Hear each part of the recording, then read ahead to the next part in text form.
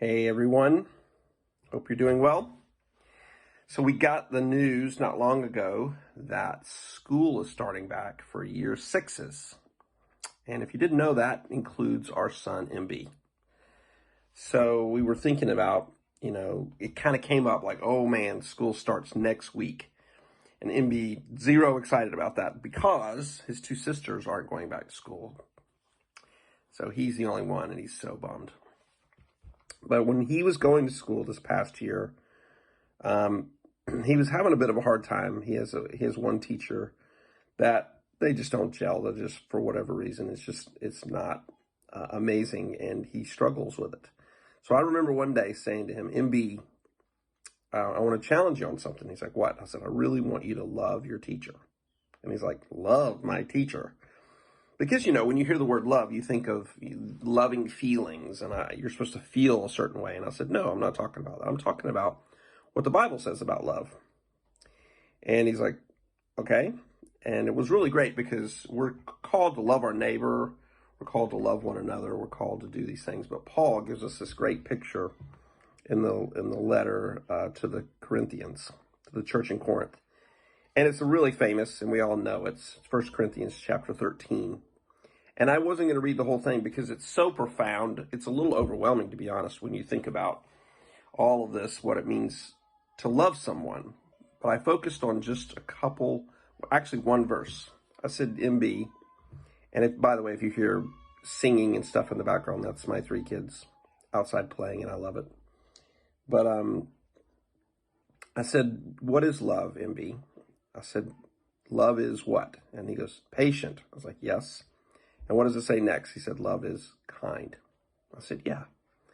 I said, if you're wanting to know what it is I'm talking about by loving your teacher, just think about those 2 words. Be patient with her. Listen. Don't fight back. Try really hard to be respectful and do exactly what she asks you to do. Work hard. I said, and to be kind. When you talk to her, when you say things to her, the words that come out of your mouth are important.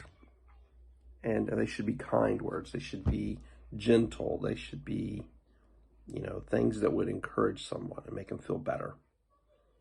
And the reality is, in the midst of all that we're going through, it's easy for us to feel a little bit impatient, like we're so tired of being stuck at home, and to say some unkind things, right? It's really easy to do that. But it's just a great reminder to me that as I'm having this conversation with MB as he's going back to school next week, and as he, struggles sometimes to get along with his sisters, I said it's so important for us to remember to be loving to one another, which means simply be patient with one another.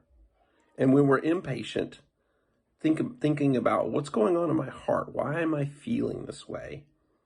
Why am I feeling so anxious? And why would I take it out on another person when it's really not probably coming from another person? It's coming from my own heart, our own hearts. And to be kind, which means treating people in such a way that they don't feel defensive or offended or hurt or scared. It means talking with a kind tone. It means saying words that are filled with compassion and joy and love. Love is patient and love is kind. I hope we can remember that and keep doing that as long as the rest of our lives, not even just coronavirus, but the rest of the days that we have here on the earth. And then we can keep working on the other bits of love as well. Thanks.